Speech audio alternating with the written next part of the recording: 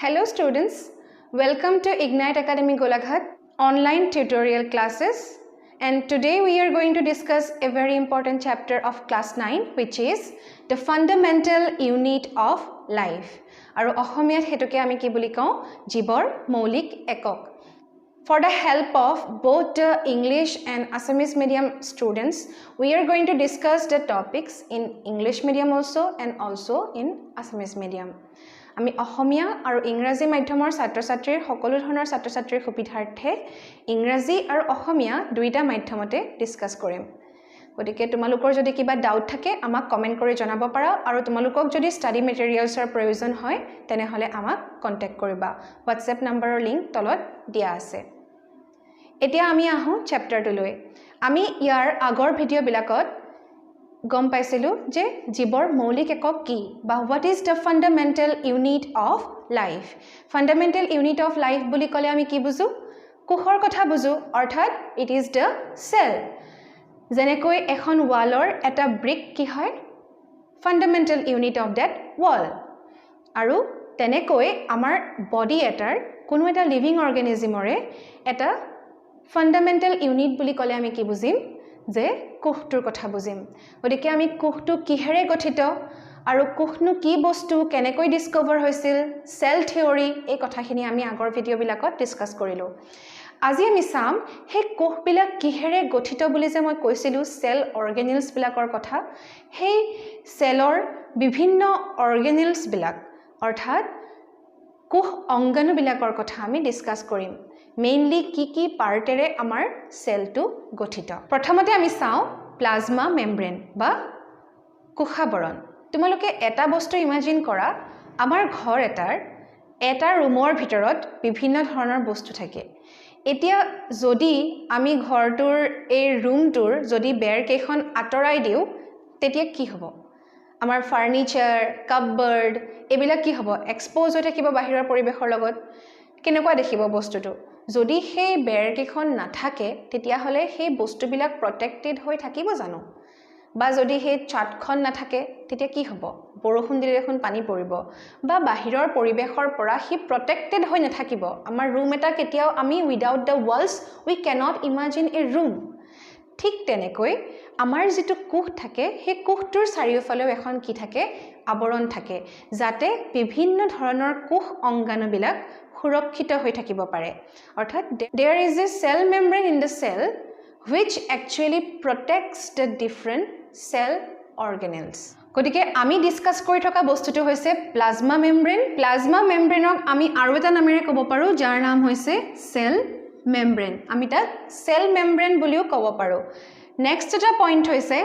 thin delicate living outermost covering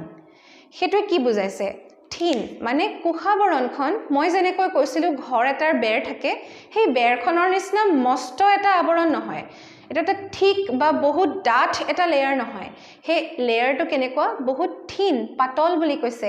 delicate মানে it is so much sophisticated হেখন আমি touch কৰিব নোৱাৰো সেল এটা তোমালোকে ইমাজিন কৰা তাৰ 10 টু দি পাৱাৰৰ মাইনাছত যায় যেটো সাইজ সেল সাইজটো বহুত সৰু হয় যেটো আমি খালি চকুৰে দেখা নাপাও মাইক্ৰোস্কোপৰ সহায়ত আমি তাক চাব লাগে গতিকে তেনেকুৱা এটা সৰু বস্তুৰ যিখন কভাৰিং হ'ব সেইখন কভাৰিং নিশ্চয়কৈ বহুত সৰু হ'ব আৰু তি কেনেকুৱা হ'ব thin delicate আৰু লিভিং বুলি কৈছে যেহেতু আমি যেটো অৰ্গানিজমৰ কথা পঢ়িছো যেটো সেলৰ কথা পঢ়িছো হেতু কিহত আছে এটা লিভিং অৰ্গানিজমত আছে গতিকে যিখন আবৰণ আছে যিখন সেল মেমব্ৰেন আছে বা কোষ আবৰণ আছে হেখন কি হয় লিভিং আৰু আউটাৰমোষ্ট কভাৰিং মানে এটা কোষৰ একেবাৰে বাহিৰৰ যেটো লেয়াৰ সেই লেয়াৰটোৰ কথা কোৱা হৈছে সাপোজ যদি এটো এটা সেল তেতিয়া ইয়াৰ ভিতৰত যদি সেল অৰ্গানেলছ বিলাক আছে তেতিয়া হলে এটো কি হ'ব সেল মেমব্ৰেন বা প্লাজমা মেমব্ৰেন বা আমি অসমীয়াত কি বুলি কওঁতা কোষাবৰণ একেবাৰে বাহিৰৰ যিখন আবৰণ হেখনক আমি কি বুলি কৈছো কোষাবৰণ বুলি কৈছো নেক্সট কি কৈছে সোৱা ensures protection of the cell মানে আমাৰ সেলত থকা বিভিন্ন অৰ্গানেলছ বিলাক কোষ অংগাণু বিলাক কি কৰি ৰাখে প্ৰটেক্ট কৰি ৰাখে ensures protection of the cell কোষটোক ই সুৰক্ষা প্ৰদান কৰে আৰু এটা মোস্ট ইম্পৰ্টেন্ট পইণ্ট এটা আছে এই সেল মেমব্ৰেন বা প্লাজমা মেমব্ৰেনখন কেনেকুৱা বুলি কৈছে সিলেক্টিভলি পাৰমিয়েবল মেমব্ৰেন সিলেক্টিভলি পাৰমিয়েবল অৰ্থাৎ অসমীয়াত আমি তাক কওঁ চয়নাত্মক ভেদ্য আবৰণ এই চয়নাত্মক ভেদ্য আবৰণ বা সিলেক্টিভলি পাৰমিয়েবল মেমব্ৰেন মানেনো কি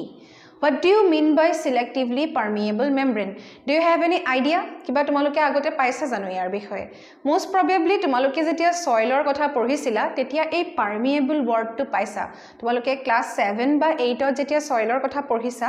permeable ভেদ্য অভেদ্য এই বস্তুবিলাক কি তোমালোকে অলপ কম পাইছা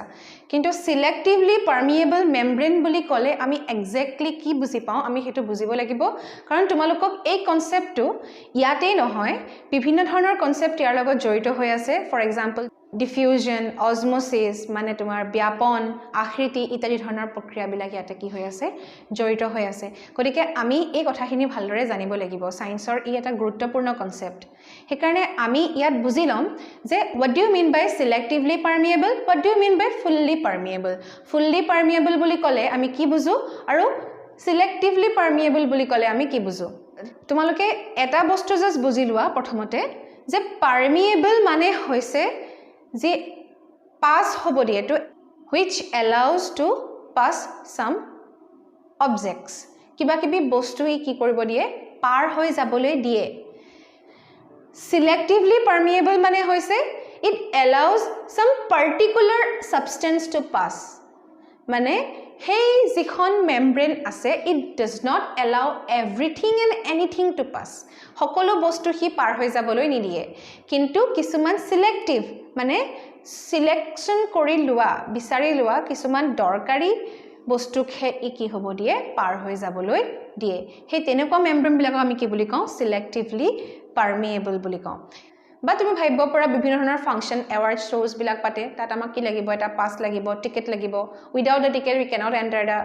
ফাংচন যেতিয়া আমি যাম হে ফাংচনলৈ তেতিয়া যদি আমাৰ হাতত হে টিকেটটো থাকে only the sentry will allow us to pass মানে আমি যদি আমাৰ হাতত টিকেটটো থাকে তেতিয়াহে আমি তাৰ ভিতৰত সোমাব পাৰিম আৰু যদি কাৰোবাৰ টিকেট নাথাকে তেতিয়া হলে তেওঁ সোমাব নোৱাৰে মানে তেওঁ কি কৰিলে সেই সেন্ট্ৰিজনে বা যিজন দৰজাৰ মুখত ৰৈ আছে তেখেতে কি কৰিলে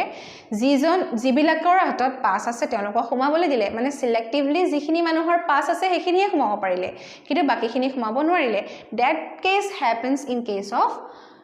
selectively permeable membrane অৰ্থাৎ হে মেমব্ৰেন খনে কিছুমান পাৰ্টিকুলাৰ বস্তুকে সোমাবলৈ দিয়ে কিন্তু যিবিলাক বস্তু অদৰকাৰী বুলি ভাবে সেই বস্তুখিনি সোমাব নিদিয়ে now you have to write the differences between fully permeable and selectively permeable membrane and you can also give some example of fully permeable membrane and also selectively permeable membrane কি গম পালো selectively permeable membrane or example তোমালোকে কি দিব পাৰা plasma membrane বা কোষাবৰণ